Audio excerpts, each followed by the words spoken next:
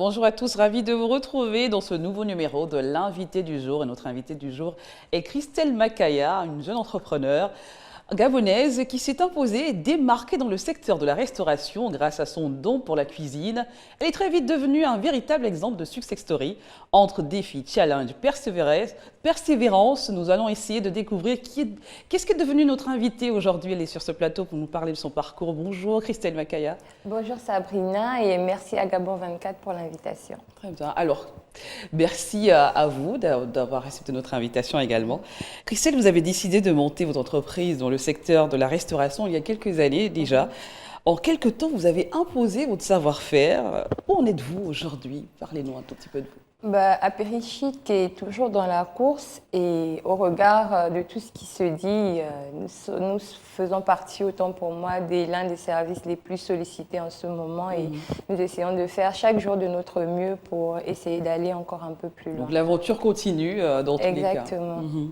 Alors, vous avez fait partie de ces jeunes entrepreneurs perçus un peu comme des étoiles montantes qui ont su, par leur génie, se démarquer. Cette célébrité, entre guillemets, vous a-t-elle servi ou desservi, ou les deux, Un peu des deux, mais elle m'a plus servi parce que du coup, je me sens un peu responsable, épiée par toutes les personnes de ma trempe qui veulent se lancer dans l'entrepreneuriat. Je me sens comme un devoir de réussir dans ce que j'entreprends pour pouvoir motiver et encourager tous les jeunes qui veulent se lancer dans l'entrepreneuriat. Donc ça me motive à faire encore plus. Justement, vous avez eu l'impression qu'on vous attendait, qu'il y avait une exigence quand même, une attente encore plus grande.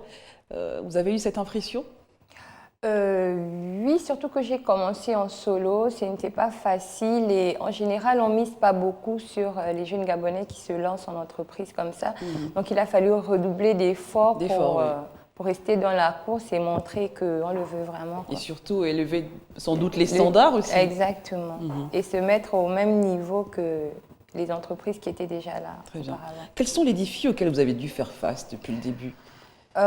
Beaucoup, mais les trois majeurs sont me faire un nom. La restauration au Gabon, quand j'ai commencé, autant pour moi, c'était la chasse gardée des grands restaurants.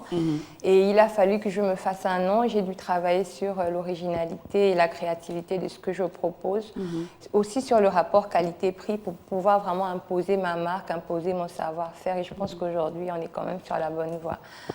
Les deux autres difficultés auxquelles j'ai dû faire face, c'était gérer les gens et gérer l'argent.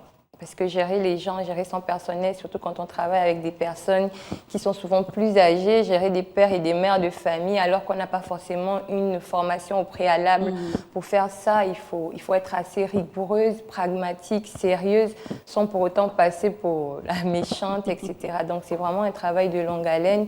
Gérer l'argent, parce qu'il faut apprendre à ne pas confondre le capital de l'entreprise et son argent propre.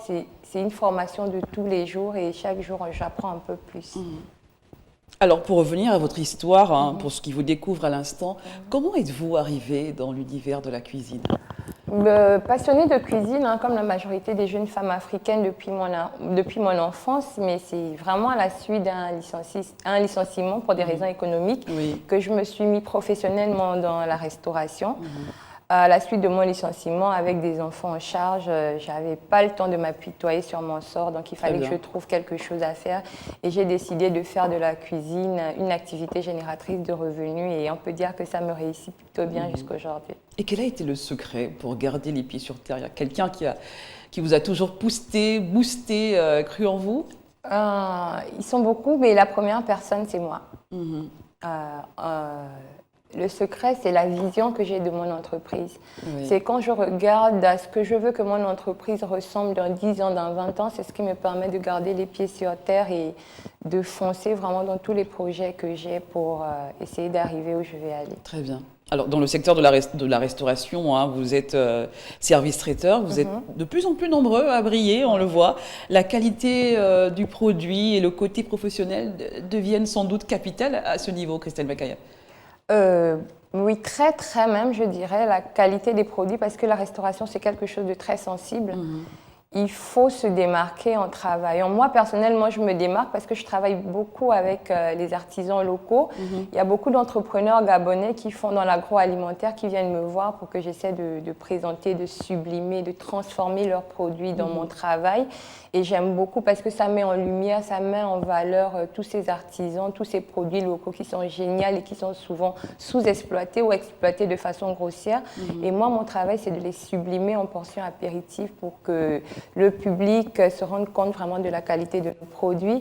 Et vous avez parlé du capital. Il est tout aussi important, c'est vrai, mais personnellement, je dirais que pour moi, le capital le plus important, c'est la passion qu'on a pour ce qu'on veut faire. On peut être doté de millions si on n'est pas passionné, si on n'est pas sérieux, si on n'est pas pragmatique. Le côté professionnel. Voilà, on va rien en faire. Donc, le capital premier, c'est croire en ce qu'on veut faire, c'est être passionné par ce qu'on veut faire. Vous avez sans doute déjà répondu à la question suivante. Je voulais vous demander quelle était votre signature, votre touche personnelle qui vous différencie, qui vous démarque justement de tous ces jeunes qui font dans le service traiteur et la restauration. Je dirais créativité. Souvent, quand les gens font appel à moi, « Oh madame, on a vu ce que vous faites, c'est vraiment très beau, c'est vraiment très chic. » Et je me dois à chaque prestation, je me donne le challenge de ne pas faire une prestation qui ressemble à une prestation précédente. Donc il faut rester dans chaque jour des nouveaux défis. Exactement, il faut rester dans un état constant de créativité pour pouvoir à chaque fois séduire et sublimer ses prestations. Christelle Makaya, vous êtes perçue un peu par votre entourage comme quelqu'un de rigoureux, de méticuleux. Vous êtes dans le détail, vraiment. Bah, écoutez, c'est comme on élève un enfant. On met beaucoup de rigueur parce qu'on veut que cet enfant soit l'être humain le meilleur possible. C'est comme mon entreprise. Je sais d'où je suis partie, je sais où je vais et je me dois de tenir les choses de façon bien faite. Et ici, la rigueur s'apparente un peu au sérieux que je mets dans tout ce que j'entreprends. Voilà. Alors, vous êtes lancé dans l'aventure d'un restaurant. Racontez-nous, qu'est-ce qui s'est finalement passé? Où en êtes-vous aujourd'hui? Le restaurant, il n'a pas très bien marché. Je tiens à le dire ici pour la majorité des entrepreneurs qui vont nous suivre. En tant qu'entrepreneur, quand on crée un projet, je pense qu'il faut tout faire à la base. Il faut faire des études de marché, il faut être très sérieux dans ce qu'on veut faire et de ne pas faire les choses à la va-vite. Quand on est un entrepreneur, on doit cibler sa clientèle. J'ai ouvert un restaurant pour pouvoir contenter le plus grand nombre qui se plaignait qu'Apérichic n'était pas... Il y avait une demande derrière. Il y avait une demande. Et qu'Apérichic n'était pas assez accessible. Mais la vérité, c'est que j'avais fait un choix de clients par rapport à la qualité de mes prestations. Et en voulant servir le plus grand nombre, le rapport qualité-prix n'a pas été favorable ni rentable.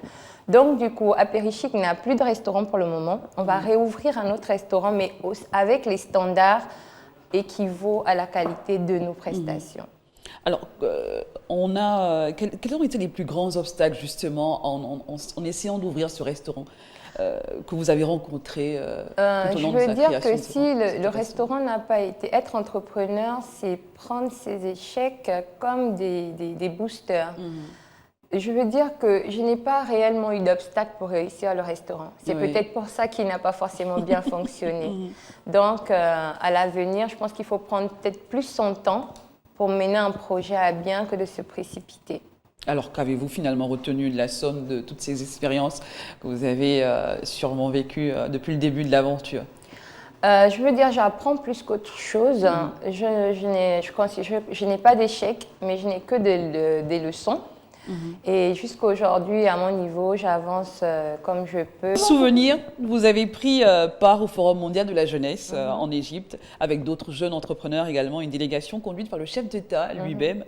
Qu'avez-vous ressenti à cet instant? Ça a été un tremplin quand même pour vous? Un tremplin et un privilège, parce que le chef de l'État, c'est quelqu'un d'extrêmement visible. Donc en prenant part à un sommet de cette importance à ses côtés, ça a forcément mis de la lumière sur moi, sur mon entreprise. Ça nous a apporté ce cachet, ce crédit auprès de la majorité des personnes qui veulent nous contacter. On a eu beaucoup plus de clients, on a eu beaucoup plus de demandes de la part d'entreprises prestigieuses et on a travaillé pour la majorité des plus grandes institutions. Très bien. Christelle Macaya, nous allons peut-être terminer par là. Nous sommes dans ce mois d'octobre, un mois consacré à la lutte contre le cancer, les cancers féminins. Avez-vous un message pour ces femmes qui se battent au quotidien ou un message aux femmes pour aller justement se faire dépister? Je vais d'abord remercier les autorités en charge pour tout ce qu'ils font pour les campagnes d'évangélisation, etc.